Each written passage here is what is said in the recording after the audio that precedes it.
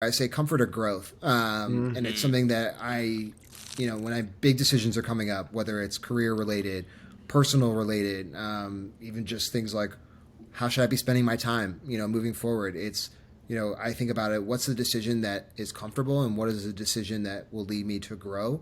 Welcome to Becoming Ourselves, a work in progress podcast where we explore how to become healthy, wealthy, and wise. This podcast is for young adults who are, like us, navigating this adult adolescence of self-discovery and personal growth.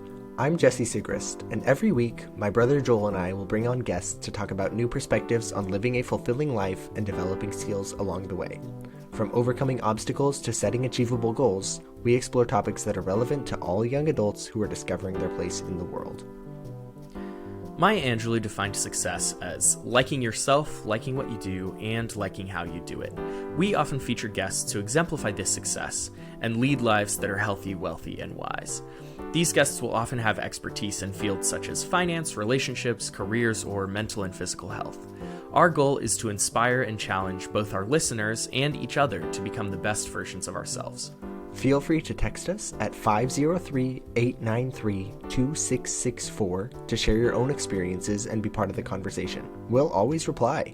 Let's embark on this journey of becoming ourselves together.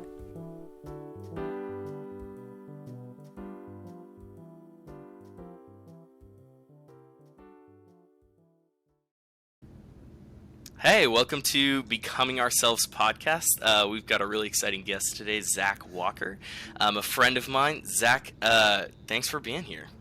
Thank you for having me. Super excited to be on the podcast and looking forward to chatting with you both. Yeah, normally I should read the intro before I do that part, but we're jumping around already. So, All good. Zachary Walker is an energetic marketer and public speaker with 10 years of diversified experience in the B2B, B2C, nonprofit, hospitality, and fintech spaces. A lot of different experiences there. He's an innovative professional committed to overseeing strategic and tactical execution for a brand's social media and digital efforts. Zachary has a proven record of award-winning work, growing consumer reach and engagement via efficient and effective social media advertising.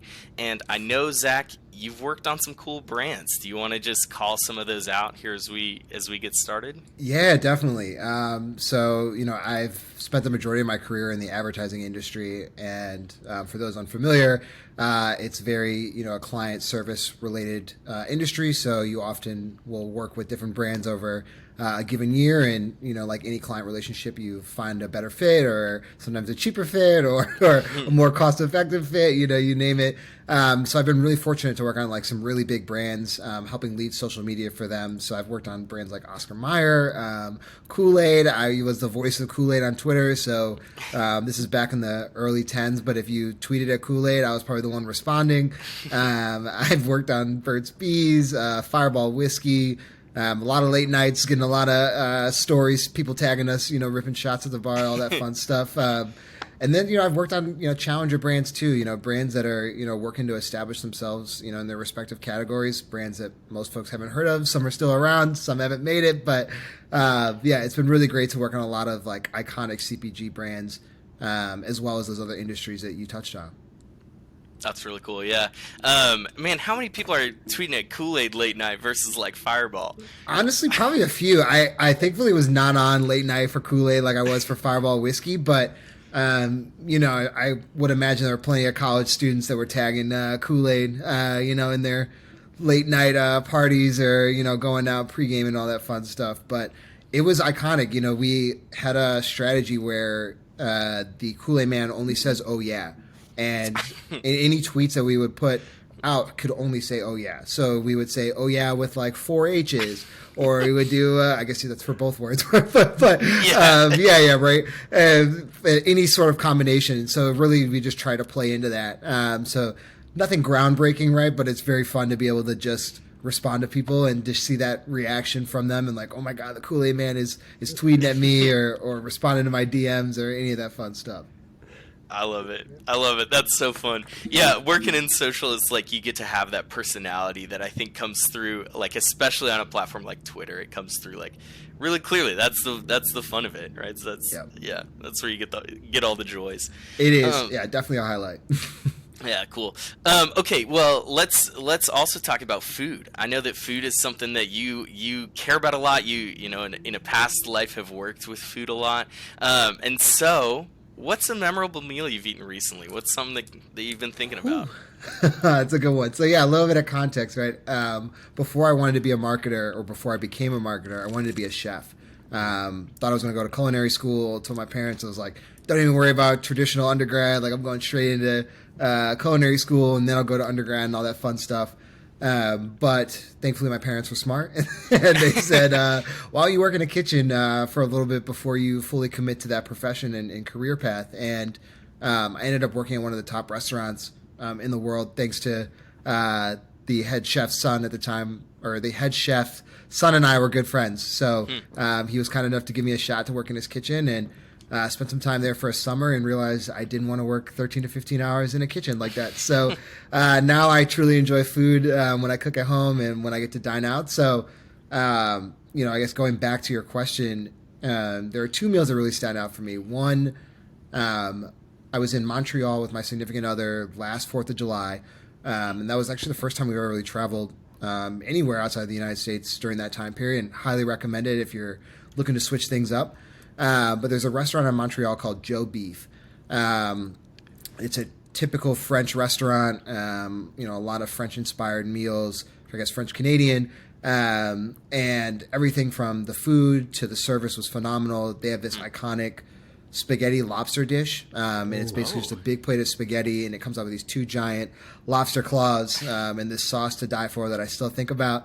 And then actually yesterday I was celebrating 2 birthdays of 2 of my favorite people on the planet. One is my mom and the other is my significant other. And we went to a restaurant here in Chicago called Monteverde. It's over in the West Loop of Chicago.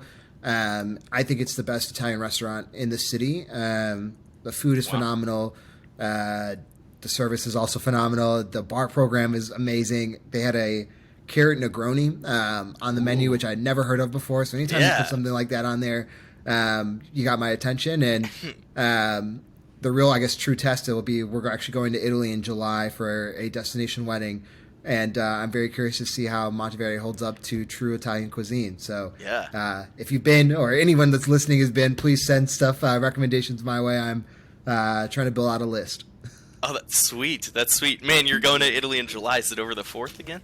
Yes, surprisingly, yes. Good timing. But we're doing that on purpose. The wedding is, I think, the 11th, but we're going to do just under 2 weeks. So we'll get there maybe like a week before the wedding. We're going to go into Rome and then work our way up via the train to Tuscany and Florence, and then hang out there for a couple days and then go to the wedding and make our way back to Rome and fly back. So that's sweet. Very excited. Yeah, first time I've ever been, so looking forward to it.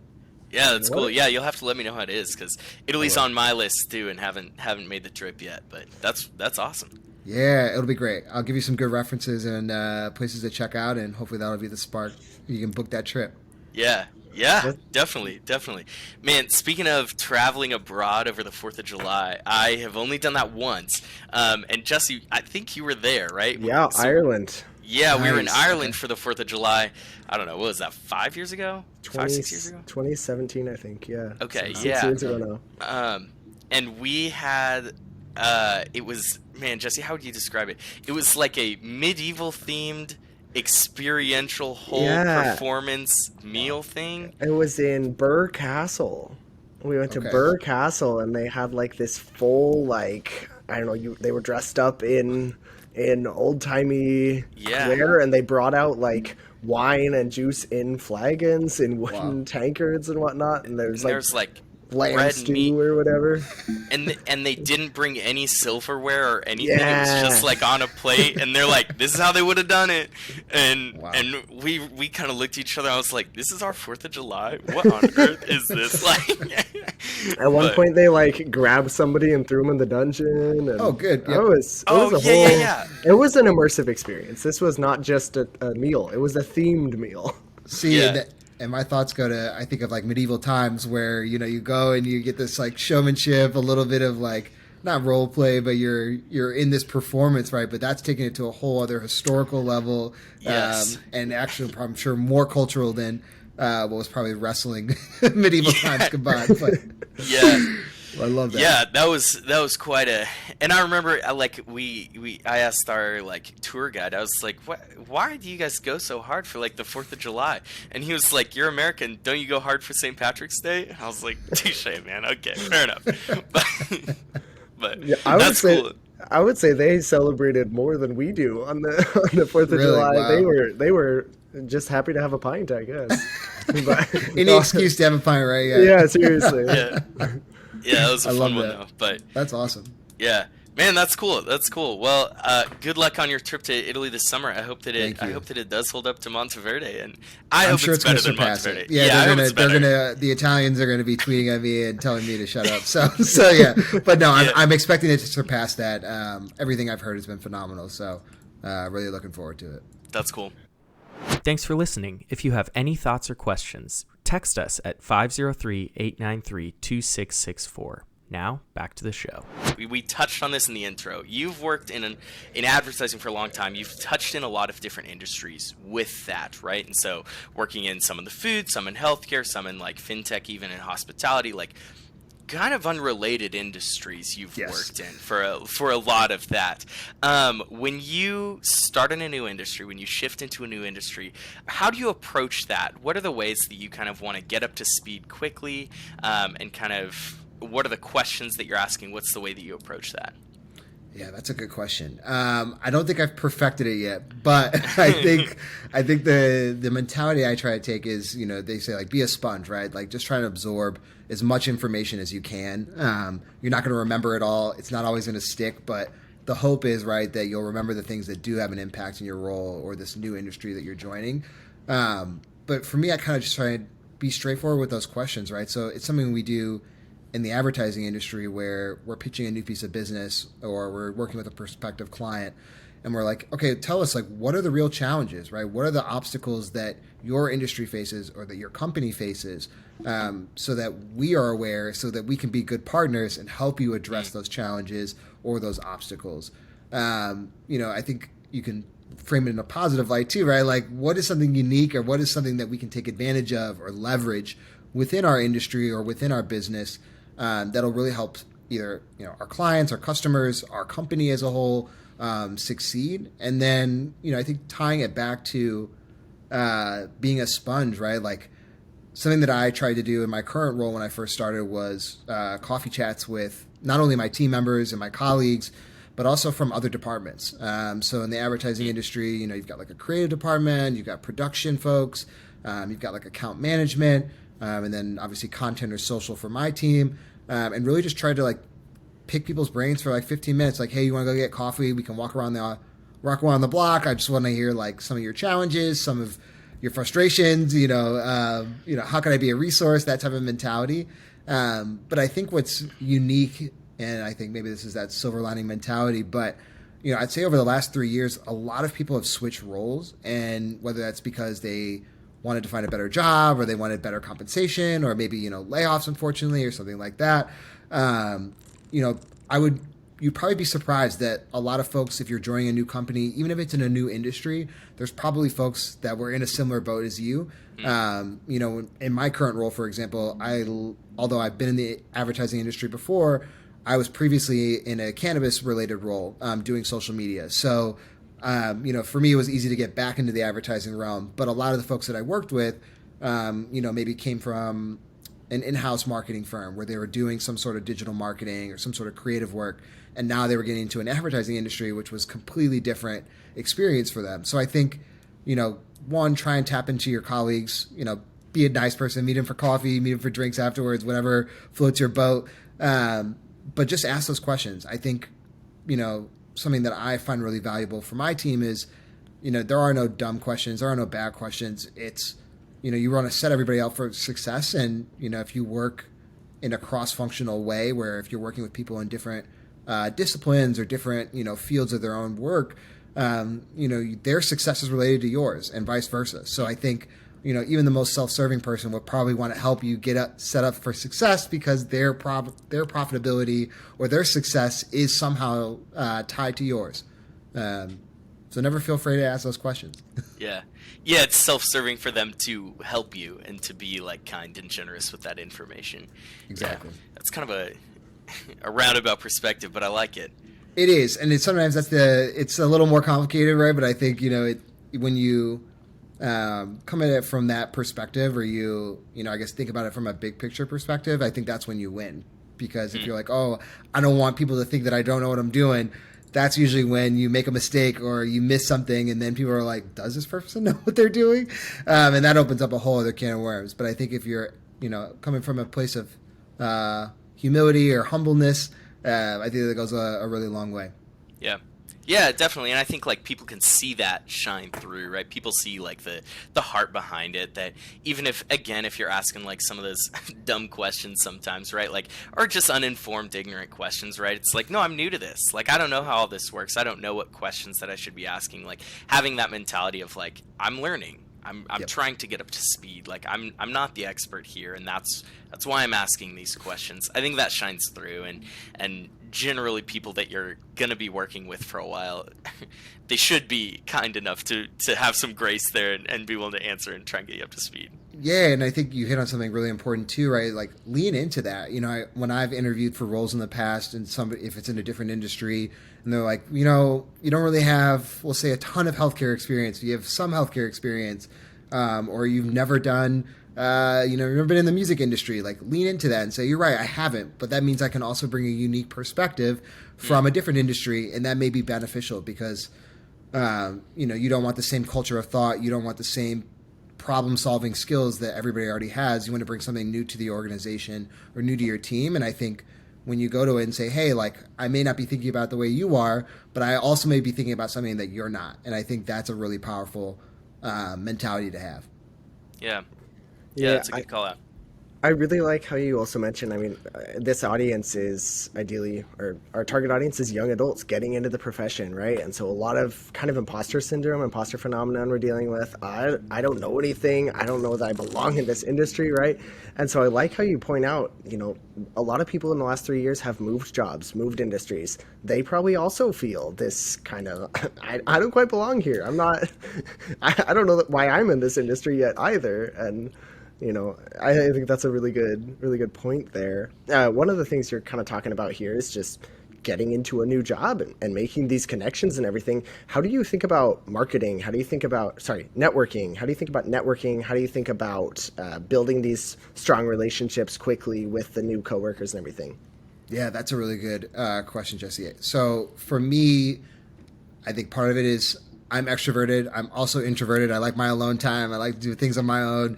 But I think, going into any new role, you really want to start building those relationships. And that doesn't mean you have to talk shop, right? You don't have to go in and say, hey, let's talk about work and what's your thought on the industry? Like going from a human perspective, find what your similar interests are. So, for me, travel is really important. Food is really important. I love music, so I go to a lot of music festivals or shows. And so for me, I ask, what do you like to do for fun outside of work? What brings you joy when you're not working or when you're not doing something that you're doing for 8+ hours a day? So, I think when you go to that mentality and you talk to people as they're human beings, because there's more to life than work, I think that one resonates because for a lot of people, their lives are outside of their work. It could be their family. It could be a hobby or a skill or a sport that they play. So I think that's really important. And then, I think something that has helped me a lot is trying to be a resource. So when I meet people, whether it's on Zoom for the first time, or I'm at a networking event, or I'm meeting folks in a new role, I always like to ask, what are your goals? What are you looking to accomplish in the year? And the real important question, right, is how can I help support you? So tying it back to a new role, like if you're starting a new job and you're meeting your colleagues or you're meeting department leads of, groups that you'll be working with on a consistent basis, ask them, what are your goals for your team? What are you trying to accomplish in 2023? And then, tie that back to your work. So, when I think about our creative and production team, I ask them, what are your challenges? Some things I can solve, some things I can't.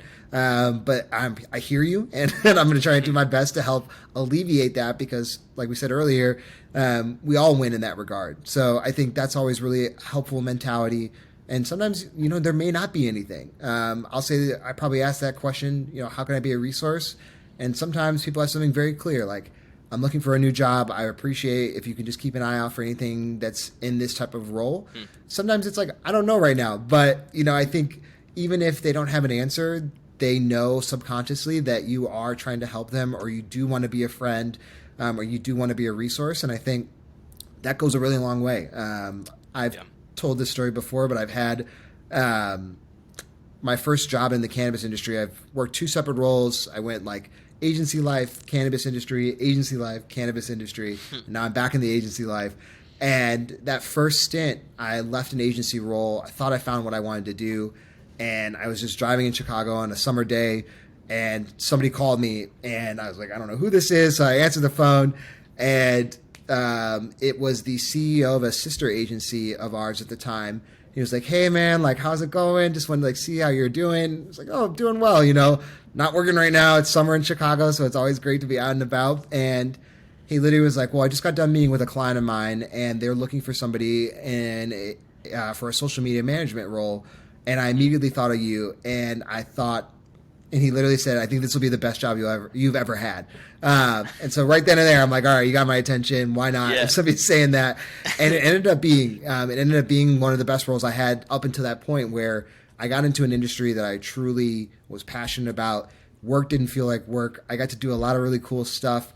I got to work in an industry that was essentially brand new. I joined right when cannabis was legalized in the state of Illinois. So it was, brand new as it can be in my hometown. And so that was something that was really impactful for me. So I think that's that mentality I try and bring, even with my teams when we have our daily check-ins or our weekly check-ins. I mean, I ask them, like, how can I be of help? What can I get off your plate? What challenges or roadblocks are you facing? Sometimes you'll get an answer, sometimes you won't. But I think it's just knowing that you're there and willing to help goes a really long way. Yeah. I feel like even if you don't get an answer, like people notice, right? Like that still says a lot about the person that you are and the colleague that you want to show up as and the friend that you want to be. That, like, even if I don't have an answer right now, like, when I figure out what that answer is and I'm like, man, I just need somebody to bounce this idea off of. I need somebody to like help in this way. I need somebody they're like, you're someone that would come to mind then, like, because you've built that work up front. You've like put it in of like, no, I do care. Like, I want to learn what this is, right? I think that goes a long way, even if there isn't an answer.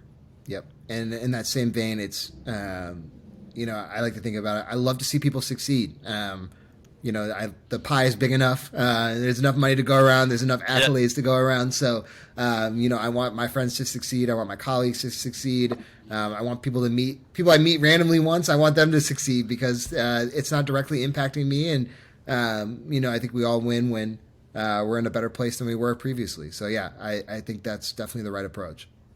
Yeah, I love it. Jesse and I often talk about, like, this is not a zero-sum game that we're playing. Like, me winning does not mean that you lose. Like, you winning does not mean that I lose. Like, I'm hoping we all win, right? That's the goal. Like, we all should be winning. And like, I think having that mentality, that abundance mindset, like, it's huge. Plus, I think it's happier. I think it's just easier. Yeah, don't you want to see people succeed? And, and hopefully, right, that just comes back around and then you succeed. And I think the same thing. I every time I feel like I switch roles or I join a new company and like you share it on LinkedIn, right? You're like, oh, look what I'm doing. And just seeing people, and sometimes you get people that just like your posts. And I'm like, all right. But like the folks that like show up and comment and they're like, yes, you're crushing it. Can't wait to see what you do next. Like, those are the folks where you've already built that relationship and they are genuinely happy to see you succeed. And like you said, it's not a zero-sum game. So the same thing where when I know former colleagues of mine that are either looking for a new role or even just like, I don't even know if this is the right fit for me. Like, I want to help them however I can, and hopefully that comes back around. And if it doesn't, all good. I still feel good about it one way or another. Yeah. Why am I out here rooting against people? Like, come on. Exactly. Like, Not enough time for that. No, not at all. Well, that's cool. I want to shift a little bit. So you work in marketing professionally. That's what you do. You think a lot about like branding. You think a lot about branding and advertising, marketing, right, and like all that. How do you think about like when you join a new role, when you like have this CEO calling you and talking about like offering you a new job or pitching a new role to you, like those sorts of things? That's because of like your personal brand, right? How do you think about your personal brand as it relates to what you do professionally? Not just as like your personal brand as someone in the advertising industry, but like how does that tie into it? And do you think of those as connected? Oh yeah, I definitely do. For better or for worse, whatever your opinion is, but I do think there is a connection between having a personal brand and succeeding professionally. And want to be clear, like that doesn't mean, for example, social media. If you look at my Instagram, I have 2,000 followers. Like I don't know, I'm not an influencer. I've been doing social media for a decade plus, and I haven't cracked the code. But I also recognize that it is important to build that personality. So let's say, for example, you're a young professional or you're a young college graduate and you're looking to start your career, a good way to stand out is to have a personal brand. And that doesn't mean, let's say, speaking about from a social media lens, I don't think employers are looking for a 22, 23-year-old to have a long list of experience working on iconic brands or doing cool social media campaigns because you just graduated. There's no way you would have that opportunity, maybe unless you're an influencer, right? But what they do want to know is like, who is Zachary Walker? Like, who am I outside of my 9 to 5? And so I think having a website or having a social media channel, like a Twitter account or an Instagram or whatever your platform of choice, helps paint that picture because there's a sea of candidates. There's a sea of people out there, and it's very easy to get lost in the weeds if you don't have another way to showcase who you are as a person. And it doesn't mean, if, let's say, Instagram is where you like to showcase, who you are as an individual. It doesn't mean you have to post every day. It doesn't mean you have to, create reels or TikToks or anything like that. But if you're applying for a role or if you're, applying for a speaking position or a speaking opportunity, like having something out there that kind of shows who you are as a person can go a really long way because we just talked about not having enough time, right? But like nobody has time to figure out who I am as an individual. But if I can show them via my content or via my website, I can save them a couple steps. And if I'm the type of person they're looking for, then it's an easy layup. But I think then if you don't have that time or you don't have that ability to build out that personal brand over time, it takes time. I think that's where you can miss opportunities, and not just like career opportunities, but just like finding the right people. I say like finding your tribe, people that you resonate with, people you want to have another conversation with, people you are genuinely happy to see them succeed. Like when you put who you are out there, it's a lot easier to find the people that are right for you.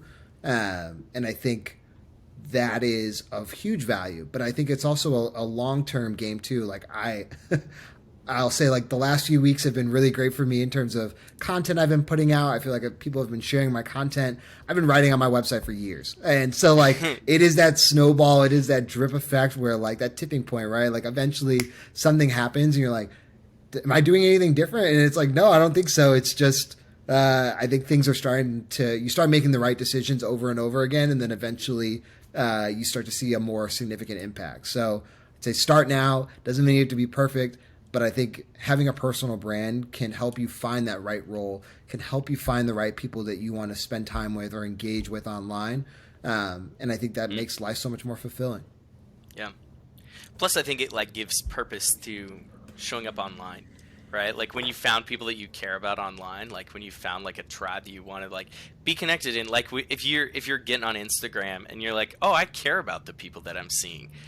That makes Instagram way better, right? Like as opposed to seeing a bunch of brands you don't care about, or seeing a bunch of advertisements or something. Like when you actually are like tuned in and connected to the people that you're trying to be connected to online, like it makes it easier to do it too. Yep.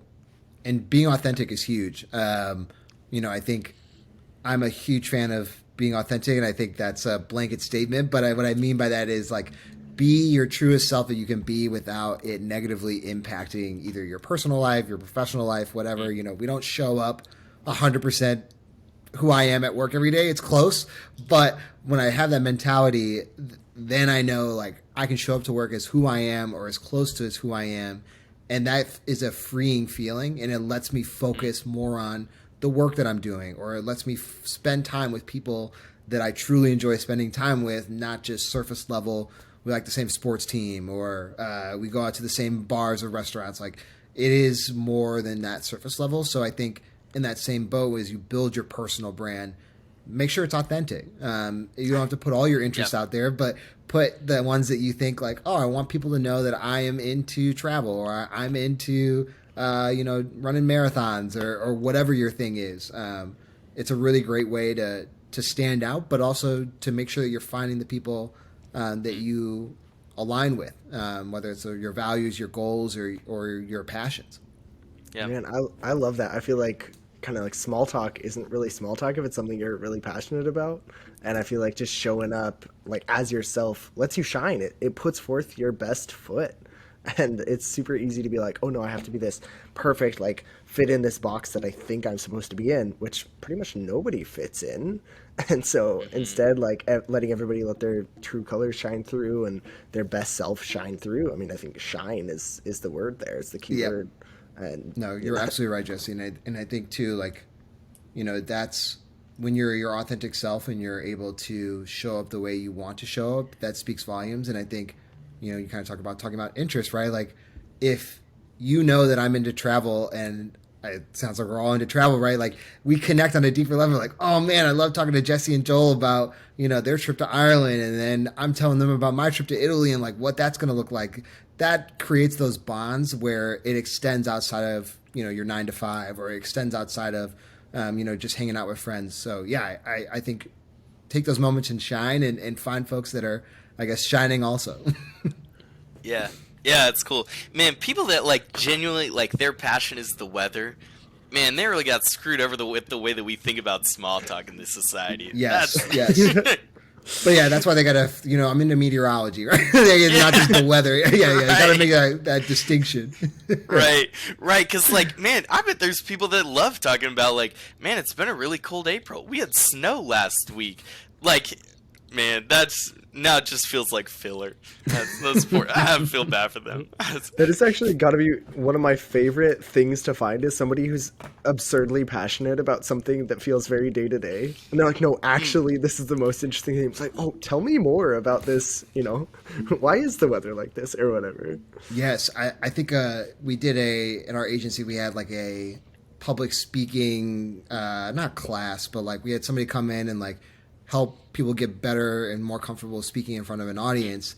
And the way that he did it was really simple. He was like, pick a topic that you are extremely passionate about and find a way to talk about it for 3 minutes. And I think like one, you find out about your it's a great icebreaker, right? Like, what's that one topic that you could talk about for hours that maybe is a little more niche? And I think one, it's also a great skill to build, because you're like, oh man, I realized like that is something that I'm truly passionate about. And you'll know when you're talking about something you enjoy versus something you're asked to talk about. You're like, oh, I could talk about the weather for days, but but if it's not something you want to talk about, then it's very clear that that's not a passion or an interest of yours, and it's easy to tell that when you're listening to somebody speak or you're having a conversation with someone. Yeah. So I kind of want to pull that thread a little further. So one of the things, I mean, this podcast is called Becoming Ourselves, right? It's about like discovering who you are as an adult, and like, leaning into that authenticity and everything that goes into that. What are ways, like when I was 20, I didn't know what I was passionate about. Right? Like now I'm 25 and I like have some guesses. There's a few things that, like, I know some things that it's not, right? Like how do you kind of like pursue that, and how do you discover that in yourself? Like, do you have thoughts to say about that, Zach? Yeah, I do. One, it's a journey. Good. So even now, I'm still figuring it out, but I think the big thing is, for lack of better words, like trial and error. I think, I'll say from a professional standpoint, my first job out of college, I worked at a fintech startup doing marketing. And I was like, oh, that's great, digital marketing. I knew I wanted to be a marketer, so why not start here? And I did that for about 2 years, and I did everything under the marketing umbrella. I did social media, obviously. I wrote blogs. I did email.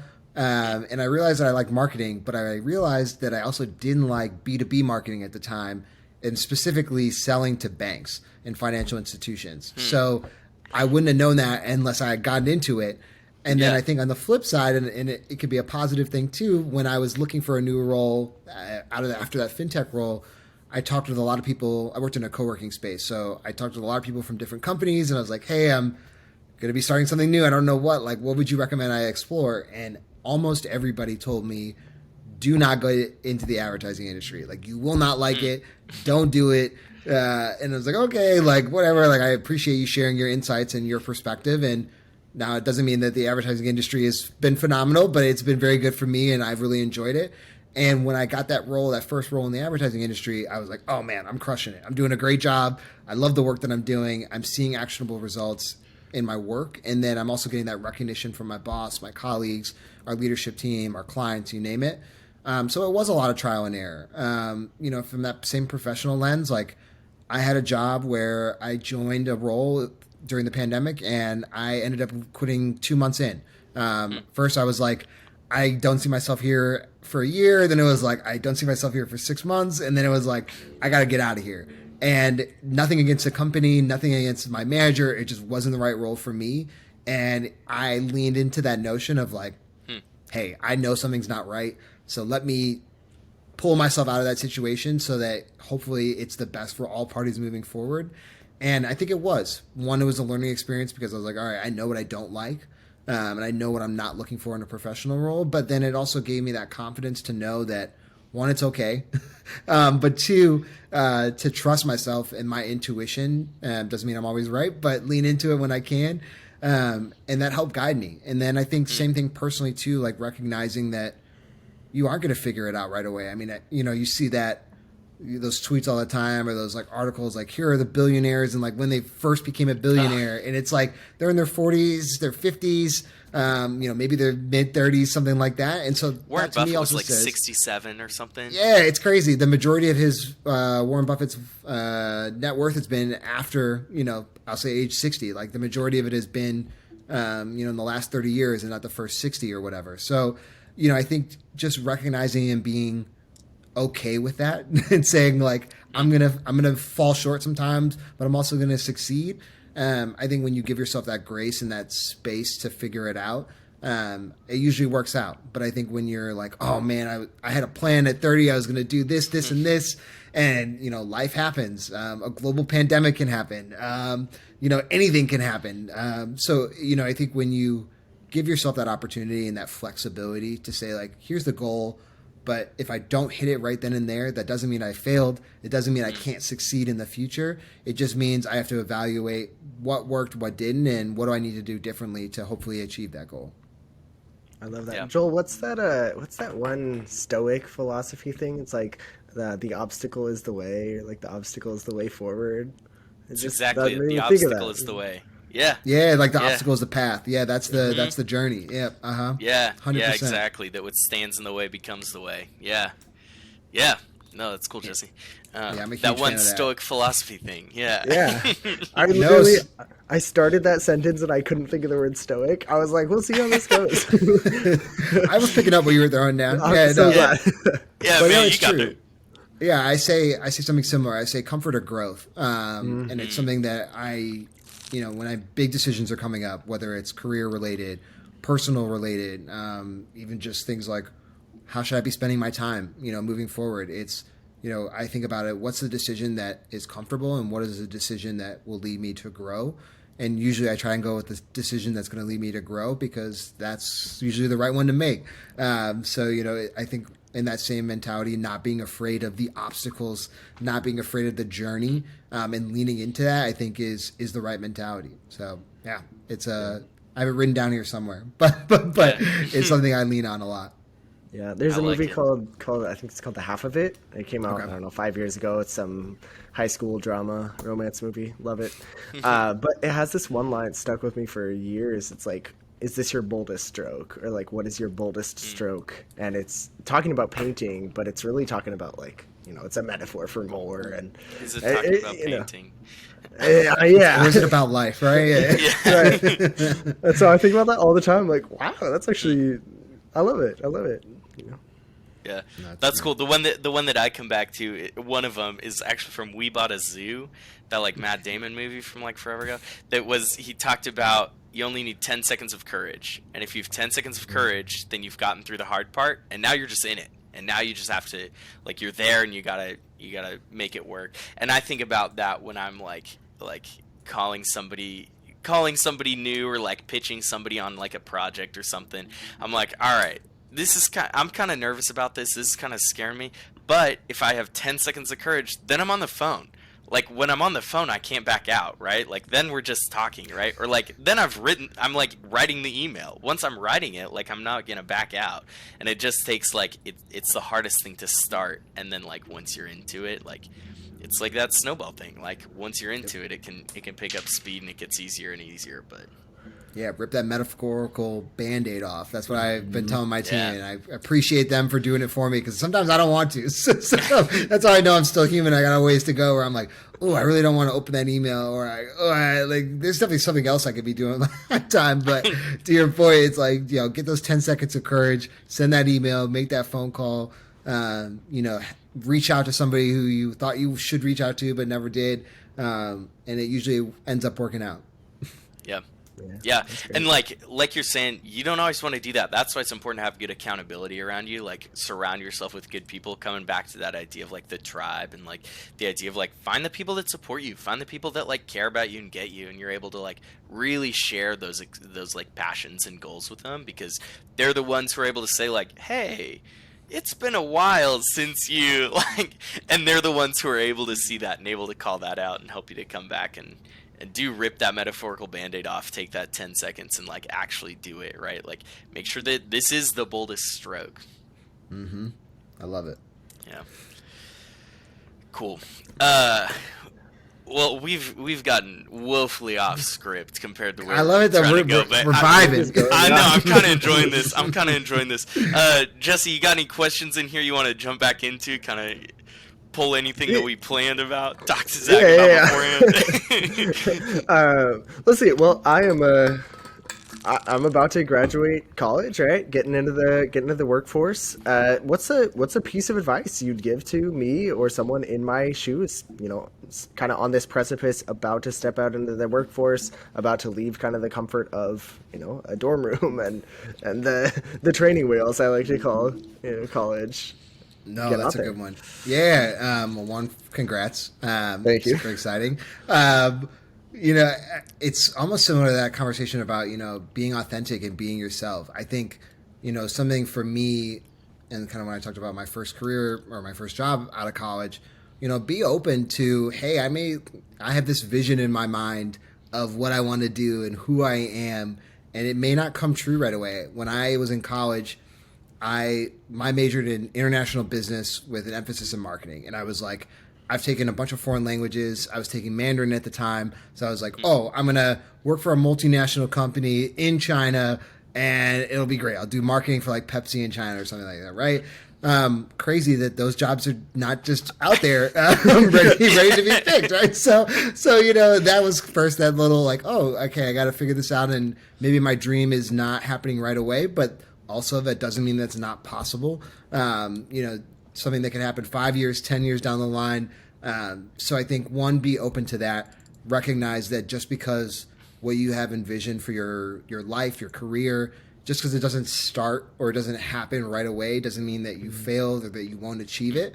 And then I also think that opens up a lot of doors, too. I think, for example, if I took those people's advice and said, don't get in the advertising industry, I may have stuck in another marketing role and I probably would not have had the same career path that I've had now. So, be open to those opportunities, Jesse, or any soon-to-be college graduate.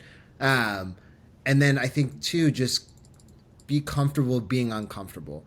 Mm-hmm. I think that's everything from, like Joel said, take those 10 seconds of courage and reach out to somebody. I had a local Chicago graduate reach out to me on LinkedIn. And he was like, hey, I just want to like pick your brain. I'm about to graduate and I do social media and I'm gaining nothing from that except helping hopefully this person set up for success in the future. And so, I think reach out to folks, even if you can't get them on the phone, be like, hey, like I've been starting a podcast, or I've been writing some content on my website. I would love to get your thoughts if you've got 5 minutes to listen to it or a couple of minutes to check it out. Worst thing they can say is no, or I'm too busy, and you're no worse off than you already were. And I think for me too, something that helped me is, in terms of being uncomfortable, is use those moments, to help prepare you for when life is life. So I always like to say, like, when you have those tough conversations, when you fall short at work or you fall short in something in your personal life, like, don't shy away from those moments, because when you're in a professional setting and something does go wrong and it's not your fault and it's out of control, you're like, oh, I've kind of been in something like this before, and you're not as flustered, or you're not as distraught by, something that's out of your control happening. So, I think those no's go a really long way, because when you hear a no for something you really want, like a job or maybe this new promotion, you're not as thrown off guard by it, because I'm comfortable knowing that things may not go my way. And then I think too, just like I said, continue to create, continue to do what you're already doing. I think build your personal brand, whatever that looks like. It can be all about your interests. I've interviewed folks that they're like, I got a website, but it's all about my photography. And, obviously photography is important for social media, but that's not the whole, that's just one aspect of it. But it lets me know that's what this person is interested in. That's what their skills are. And that's something that they feel comfortable talking about, or at least putting it out into the public. And obviously, as we know, as creators, that's where you get feedback, or that's where you get criticism, or hopefully praise. So, I think, lean into those moments, Jesse, and lean into those moments, soon to be college graduates, and know that life is a journey. There are highs and lows, like any part, like college, like high school, like any part of our lives. And when you go into it with that mentality, you're not as thrown off guard by life's curveballs that it throws at us. Yeah, I love that. Kind of tying back to it as you're talking, tying back to a couple of things you've said there is like, you get this no, you're super disappointed. And then also you talked earlier about like you quit a job after 2 months because you knew in your gut, you trusted your intuition that was wrong. I feel like those no's kind of provide this opportunity to say like, oh, why am I disappointed? Oh, I did want that. That's valuable. And then, just an opportunity to take a look in the mirror and say, what does that mean? What does my reaction to this mean? And get to trust your intuition a little bit more. You're spot on. And I think too, like in that example, when I quit that role, like, I don't know if I would have done that if I was 23. I would have been like, I just got a job out of college. Like, I can't quit, like, tough it out or figure it out. And like, so it does take time. And so I want to be honest with myself too, that I probably wouldn't have done that right out of college, or if I was, struggling to find a job and then I just find one and then it's this role that's not a good fit for me. But it is true that, when you get those experiences, it's like, training a muscle. If you're an athlete or you like to be physically active, going through those motions gets you ready for the moment when you actually need it. So all my friends that are way more physically fit and active than I am, when they're running marathons, they're getting ready for, sports or anything like that, like, they're practicing so that when the time to shine, or when it's time to show up as best you can, you're as ready as you can be.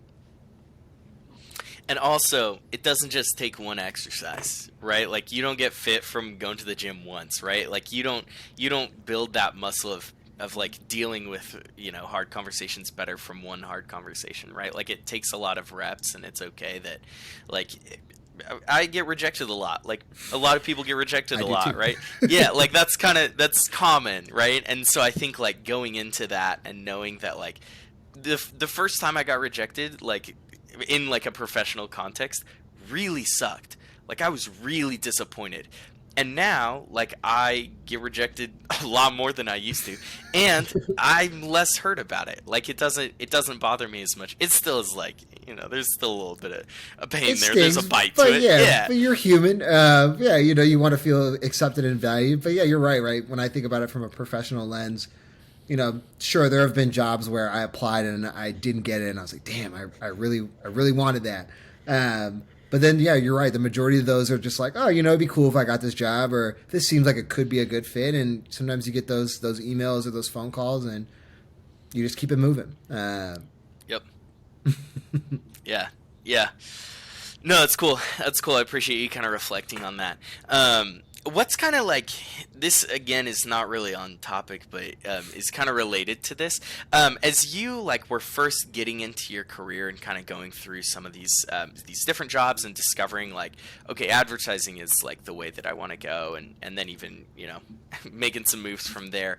What was like a challenge or a failure you use like loosely, but what was like something early on in your career that really has stuck with you, like that you've learned a lot from? Was there something like that? Yeah, oh yeah. I've had plenty of mistakes, plenty of shortcomings, some of my fault, some not. But there's two, I think, and I learned from them both. One was that first job out of college. I remember part of my job was to get our leadership team opportunities for interviews, whether it was like radio, TV, you name it. And I still don't remember. I probably burrowed this deep into my subconscious, but long story short, there was an interview that was supposed to happen, and I somehow didn't connect the dots between some member on my leadership team and the person doing the interview. And it was literally the morning of, and they're like calling me, and I'm like, oh my gosh, like I've dropped the ball. Like I was like, this is over. Like I've ruined the radio spot. Like I'm going to get reprimanded. And like, I thought about it so much. I was calling my boss. I'm like, oh my gosh, like what can we do? How could I pivot? We ended up making that segment up later at a different day. And one, that was a reminder for me, one, life goes on. And it reminds me that other folks have contingency plans. So, you know, in my mind, I was like, what are they going to talk about on the radio if they don't have this segment? Like, they're just going to keep it moving. So that was a big one. And then I think one that was not necessarily work related, but definitely about building relationships and trying to show up as an empathetic human being. But I had a role where my boss and I conflicted a lot. And at the time I was in my mid-20s, so I kind of knew what I was doing, kind of knew what worked and what didn't, but still growing, still not an adult, I guess, but like old enough to rent a car, but not old enough to be wise and smart. But, you know, I just remember looking back and I was like, I used to get so emotionally distraught by some of the conversations, and it felt like I wasn't heard. It felt like I wasn't valued. And we just had conflict. I never understood that. And, you know, for me, I had to think of myself as a nice person, an extroverted person. And I was like, how am I getting so frustrated and upset with this person who's my boss and who I have to like, you know, work for them and figure out how to be a professional and still get the job done. And as I look back, part of that is, one, I was still growing. Two, I was still figuring out how to be an emotionally mature adult in a professional setting. And that's part of those, you know, get your reps in mentality, right? Like the role previous to that, I had a great relationship with my boss. So I think that part of that was like that sticker shock of like, oh my gosh, like, is this really how it is? And like, I had something so great and I left and now I'm in this thing that I don't really like. And I also, as I grew up, I gave myself the grace and recognized that it wasn't just me. It takes two people to tango. So even though I may have been not the best professional that I could have been, I definitely wasn't as empathetic as I could have been in that moment. I also recognized that my boss at the time was my boss, also an older individual. So the same way that I hold high standards for myself, I would hope that they would hold similar standards for themselves. So it gave me that grace, and like, yeah, I failed in that regard, and I am not proud of those moments where I was frustrated and angry at what I was doing in that role. But I also recognize that I've grown from that, and the person I am now is a better person than I was. But I wouldn't be who I am now without those experiences. And so that was part of, you know, becoming who I am as an individual and recognizing, you know, who do I want to be as a professional? How do I want to show up at work? What is the type of team I want to lead? And I think those negative moments help me shape the positive moments that I have now with my team.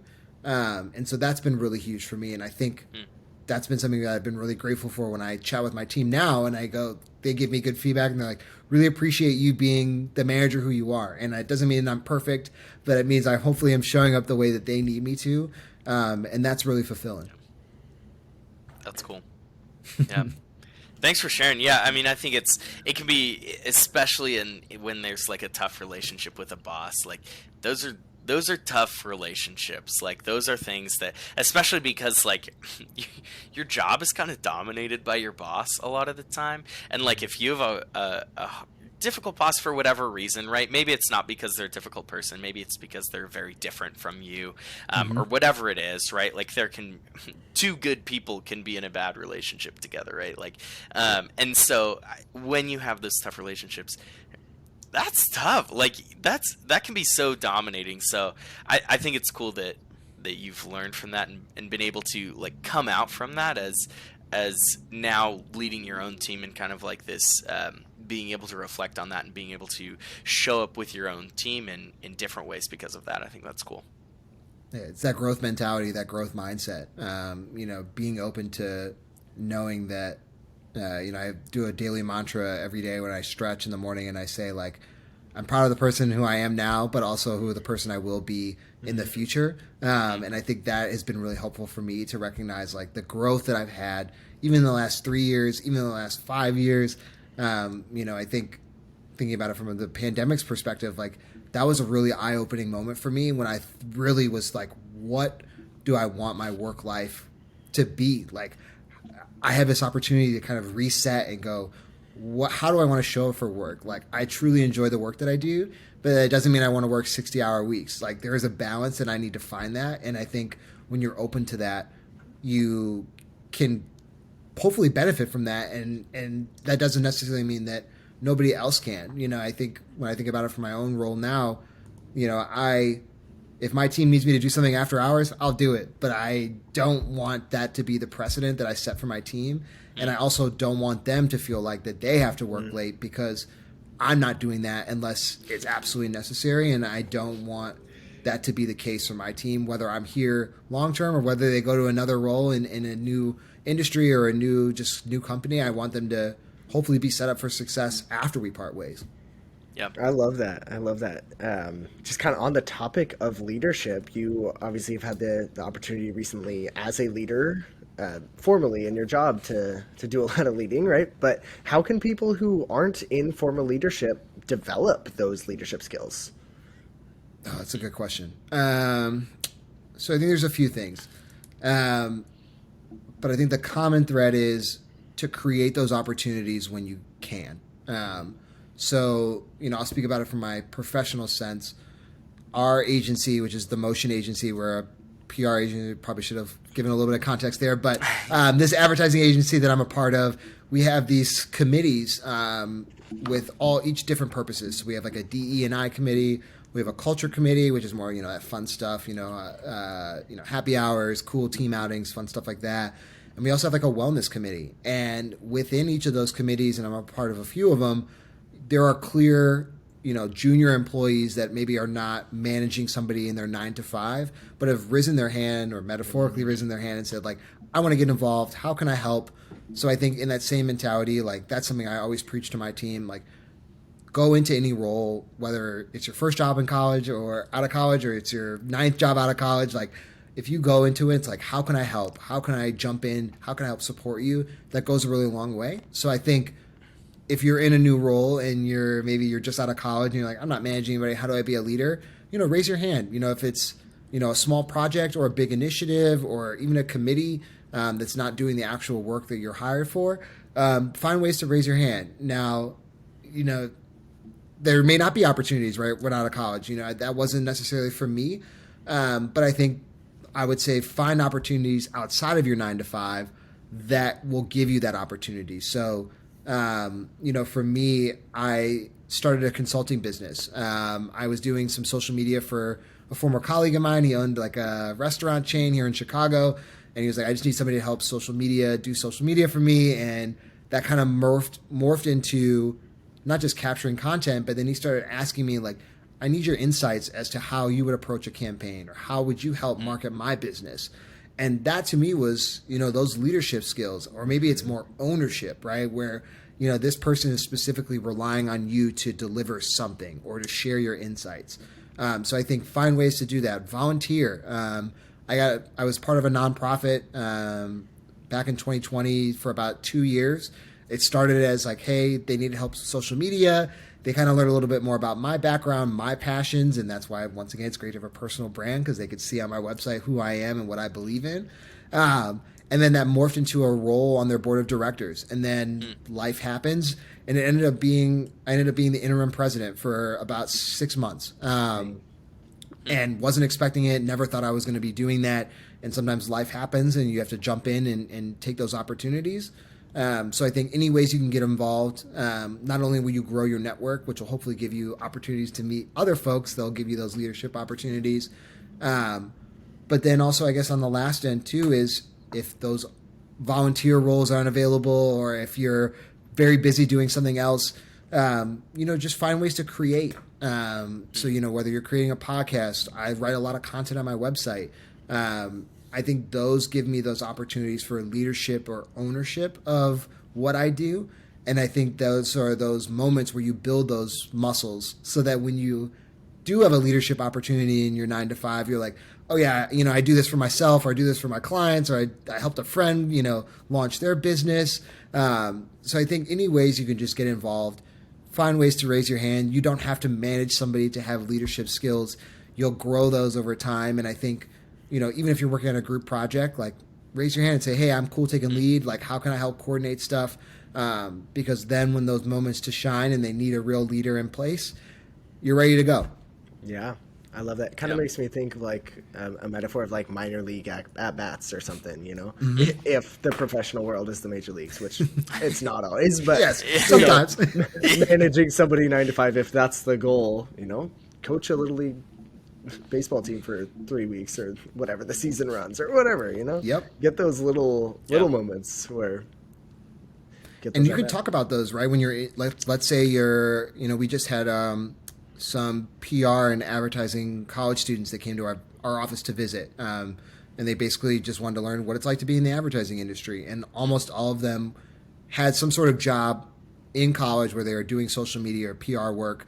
And I guarantee you, when they start interviewing for jobs when they graduate, like, they're going to be able to talk so much about their opportunities where they led a project. And like, you don't always have to be a leader 100% of the time, right? Like, I still have a boss. I still have a boss's boss. So I don't lead on everything, but when I do have those moments, I can lead and I can show up. So even if it's only 1 or 2 projects, that's 1 or 2 projects more than maybe somebody else hasn't had an opportunity yet. So definitely, whether it's the minor leagues, whether it's little league, whether it's t-ball, find your ways to get those reps in, because you'll have something to talk about when you're interviewing or when you're meeting people or networking. But then you'll also have those skills when you're actually interviewing for a role. Yep. Yeah, one of the things that Jesse and I are going to do, like a solo pod without a guest on soon, is the idea of like happiness. Action doesn't always lead to happiness, but happiness doesn't really happen without action. And I think you could swap out happiness for opportunity, or for whatever you want to put there. That like, opportunities come when you're in the game. Like, it's not that every time you take a rep you're gonna get better, you're gonna grow, you're gonna succeed, but you're not gonna grow if you're not taking those reps. Like, all the growth comes from those reps, even if some of the reps suck, right? Like, some of the reps don't go anywhere, but you need to be taking them, because you don't always know where you're going to grow from. You don't always know what's going to be the right ones. You don't always know what's going to come from it. So, well, I'm gonna have to watch that one. So send me the link when that's live, because I need to learn as well. We will. That'll. Yeah, we'll let you know. Let you know. But very cool, Zach. Well, we are. I want to be respectful of your time, and I want to kind of wrap up here soon. So before we do that, is there anything else that you would like to add or would like to talk about before we kind of close? It's okay if you say no, but I want to provide this space for. No, that's a good one. I should have came prepared. No, but I feel like you've come prepared. I appreciate it, but let me throw it back at you. I'm going to do the same question that I ask everybody. What are your goals for this year, and how can I help support you both? Man, that is sweet. Jesse, you wanna speak to this? Yeah, happy to. Man, I mean, big goal, graduate college, right? I wanna finish strong. I just got a scary email from a professor, so gonna be dealing with that later. Yeah. Yes. He said, "Hey, you turned this in 8 days late." I said, "I thought it was due yesterday." So we'll figure out that one. That might be a little bit of a roadblock there. Side note: I hear you're good at writing things. Maybe want to write an email for me. Yes. Yeah, maybe let's connect. But no, I think a big goal is continued travel. I'm hoping to do some trips around the United States either this year or going into next year. So send me some spots around Chicago and send me some spots that you have traveled that are kind of the hidden gems of your experience. Would be an awesome thing. You got it. And That's Joel? sweet. That's sweet. Yeah, I would say there's a couple of big ones for me right now. So one, I just started a new job, which we talked about before we jumped on recording. And so, yeah, big time, big excitement. So there's a lot that comes with that. So number one is it's a new industry. So I'm shifting. I was with Intel. I was like deep in semiconductors in kind of big tech, and this is like broadband. So there's some crossover there. There's some internet. There's some connection there, but a lot of it's new. It's new players. It's new terms. It's new acronyms. It's new all those things. And so part of the question about you transitioning industries a lot is self-serving, but I do appreciate you sharing on that. And it's also a new role. It's a new position. And so shifting from, I've been like in marketing, I've been in content creation for a while, and shifting into this is a sales role. And so that's a big transition. So if you have any advice there, if you have any people that you think I should talk to or anything like that, would love a connection point to them. Really would appreciate that. And the other big thing is this podcast. This is a fun thing that Jesse and I are doing together, and this is something that I'm really excited about for this year. So we've committed to doing it the rest of this year, and then we'll check in and see where we're at and kind of take it from there. And so the biggest thing you could do is to be a guest, and so you've done that. Awesome. But also, I mean, make sure that when these do come out, you know, if you see them, if you're able to share them, send it to somebody that you think would like it. Right? That's the dream of this. So, yeah. Any feedback or thoughts on that, we always would appreciate. So yes, please. Well, I'm looking forward to seeing this when it goes live, and definitely want to share it on my networks. You know, totally. People will be. I always like to share what I'm up to, so hopefully other people will find this interesting. And then, same thing too. You know, I think I love that you all have committed to doing this for the year. I think, like we said, action is really important, and sometimes it's just as simple as committing. And then, to your point, Joel, earlier, you know, having that accountability. So I'm sure it hits on another level when you're brothers, but yeah, the accountability is a little more real. But no, I love it. And then same thing too, you know, from a business development, you know, finding folks in my network, same thing. If you're watching this and you're in my network, get connected with Joel and Jesse. Please see what's up. But yeah, I would love to be a resource. We'll definitely put some thoughts on both travel ideas as well as some interesting folks to connect you all with. Yeah. Sweet. And to get connected with Jesse or myself, if you're watching this, we've got a phone number right below that Jesse and I both have access to, and feel free to text us. And if you're listening to the audio, it's sprinkled in throughout, and so easy to do that. So shoot us a text and have a conversation. We would love to be connected. So, Zach, last thing before we drop, where can people find more of you?